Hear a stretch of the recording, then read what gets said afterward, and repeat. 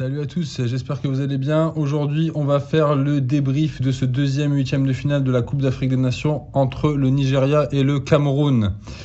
Alors, déjà en préambule, je vais dire les points positifs de cette CAN en général. Alors, j'ai pas regardé tous les matchs, je vais être honnête, mais je trouve que déjà dans l'ensemble, il y a un bon arbitrage, une utilisation de la VAR qui est cohérente. Il y a les terrains qui sont corrects, ils sont pas toujours exceptionnel, mais je me souviens par rapport aux CAN précédentes que j'ai regardées quand j'étais au lycée dans les années 2000, je me souviens de terrains bien pires. Ensuite, il y a une super ambiance dans les tribunes et c'est une CAN spectaculaire où il se passe des choses assez folles, assez dingues, avec beaucoup de buts dans les arrêts de jeu. Et ça, c'est très plaisant pour le spectacle et c'est vraiment une CAN assez ouf sur ce point. Donc, on va regarder un peu les compositions de ces deux équipes, avec le Nigeria de José Peseiro et le Cameroun de Rigobert Song, qu'on connaît bien.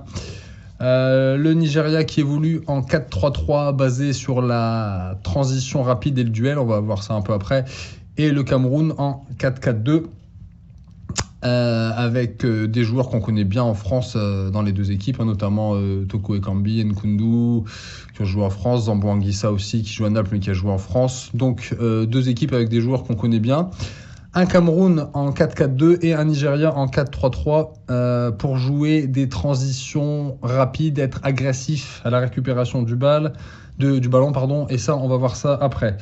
On va regarder un peu ce qui s'est passé en première mi-temps. Donc, beaucoup d'automatisme au milieu de terrain du Nigeria, avec Iwobi et Calvin, des automatismes. C'est très intelligent de la part du sélectionneur parce que c'est des joueurs qui jouent dans le même club à Fulham. C'est des joueurs qui ont une dimension physique, c'est des joueurs qui sont agressifs à la retombée du ballon. Donc ça, on va en parler dans l'analyse. Bon, on va faire l'analyse du match. Donc en première mi-temps, on a vu un Nigeria plutôt dominant, plutôt cohérent, avec un pressing des deux milieux de terrain que je viens de citer, Iwobi et Calvin, très important. Aussi avec Osimhen qui était partout, Osimhen qui a fait un travail défensif, un travail de pressing, un travail d'harcèlement très incroyable, très énorme, ce qui a pesé sur la défense avec beaucoup de courses. Une équipe du Nigeria qui a joué plus en équipe, qui a joué plus compact, qui a eu un but refusé par la VAR qui a été justement refusé. Pas grand chose à dire du côté du Cameroun, quelques possessions, quelques coups francs pas très bien tirés, une timide réaction de Magri avec une frappe, mais c'était pas tellement dangereux. On a vu déjà sur le but qui a été refusé par la VAR que la défense du Cameroun, elle était pas très sereine entre les sorties du gardien hésitantes et les manques de communication, qui a donné un corner bête pour le Nigeria. On sentait que la défense du Cameroun, elle était pas au top. De toute façon, la remarque générale que j'ai envie de dire, c'est qu'il y a un peu un trou générationnel au niveau de cette équipe du Cameroun. Il n'y a plus les grands joueurs qu'il y avait avant, il n'y a plus les Song, il n'y a plus les Eto'o, il n'y a plus les Mboma.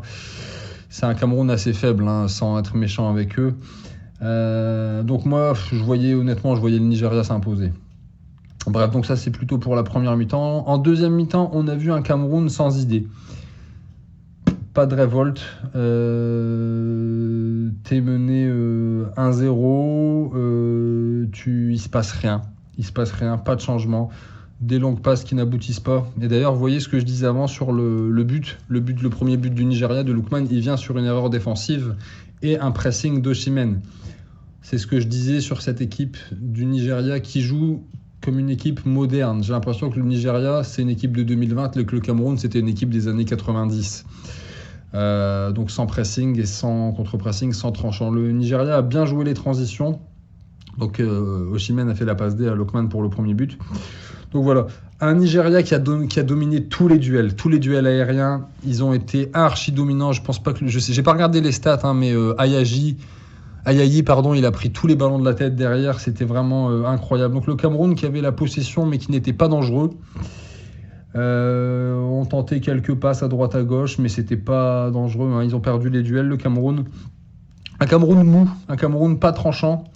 Une possession stérile, pas d'appel. Ils avaient le ballon, mais il n'y avait pas d'appel. Il n'y avait personne qui tentait de faire la différence balle au pied.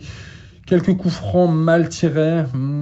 Gardien du Cameroun pas rassurant. Le gardien nigérian non plus, d'ailleurs, sur ses sorties, il m'a pas non plus rassuré. Osimhen énorme. Iwobi énorme.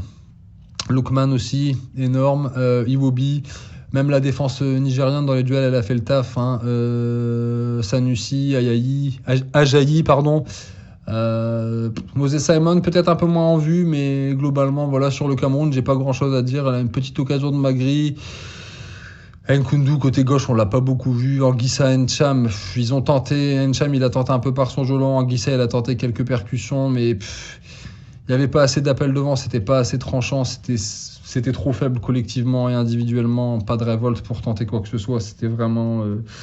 Donc 75e minute, petite pause fraîcheur avec des remplacements. Le Cameroun fait entrer Aboubacar. Là, on se dit, enfin, le Cameroun va se bouger le dernier quart d'heure. Et bah non, en fait, hein, ça n'a pas changé grand-chose. Donc les coups francs assez mal tirés par le Cameroun. Et puis le deuxième but du Nigeria.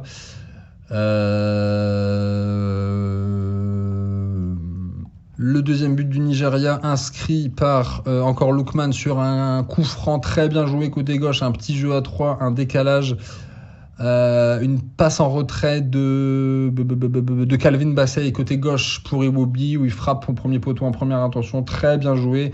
On sent que c'était une combinaison qui a été travaillée à l'entraînement. Donc le Nigeria était plus fort à tout point de vue, sur les coups francs, défensivement, dans les duels, dans les transitions.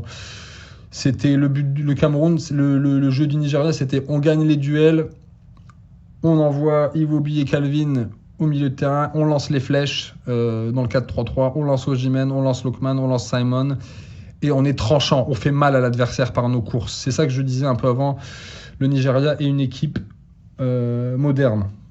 Donc le Nigeria ensuite qui a changé de gardien.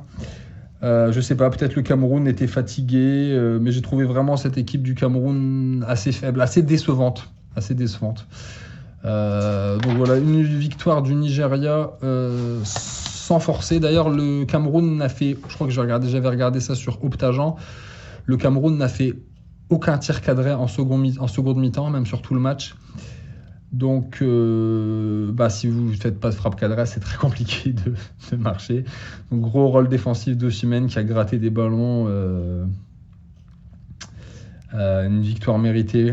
Lookman qui a fait le travail. Hein. Lookman, joueur de percussion, joueur réaliste. Quand vous faites des erreurs défensives et que vous avez des joueurs comme Lookman et Osimhen, il ne leur faut pas 36 occasions pour en marquer. Vous allez être puni directement. C'est trop faible. Le Nigeria qui a gagné tous les duels, tous les seconds ballons, plus d'envie, plus d'agressivité, plus de physique. Je vous dis, j'ai vraiment l'impression que le Cameroun, c'était une équipe des années 90. Quoi. C'était une équipe qui jouait un football d'antan. Plus personne ne joue comme ça. Hein. C'est pas de changement, pas de rythme, pas de surnombre, pas de prise de risque, pas de passe qui casse les lignes, pas de coup franc. Très très déçu du Cameroun et je pense que le Nigeria mérite amplement sa victoire. J'ai même pas regardé les stats, mais je vous dis 0 tir cadré. Je pense que le Cameroun a eu la possession, mais ils ont rien fait du ballon. Donc il y a pas trop. Je vais pas faire une analyse plus poussée parce que j'ai pas grand chose d'autre à dire sur ce match. Donc voilà, une victoire amplement méritée du Nigeria et des Super Eagles et qui vont continuer leur parcours dans la CAN en quart de finale. Voilà, j'espère que cette vidéo vous aura plu. N'hésitez pas à vous abonner, à mettre un commentaire. Dites-moi aussi si le Cameroun vous a déçu. Hein. On aurait pu attendre un Cameroun un peu plus rebelle en seconde mi-temps. Ça n'a pas été le cas, donc voilà. Match à sens unique. Passez un bon week-end. Bye, et j'espère que vous vous abonnerez et que vous mettrez un petit pouce. Ça me fera plaisir. À bientôt les amis. Salut, bye.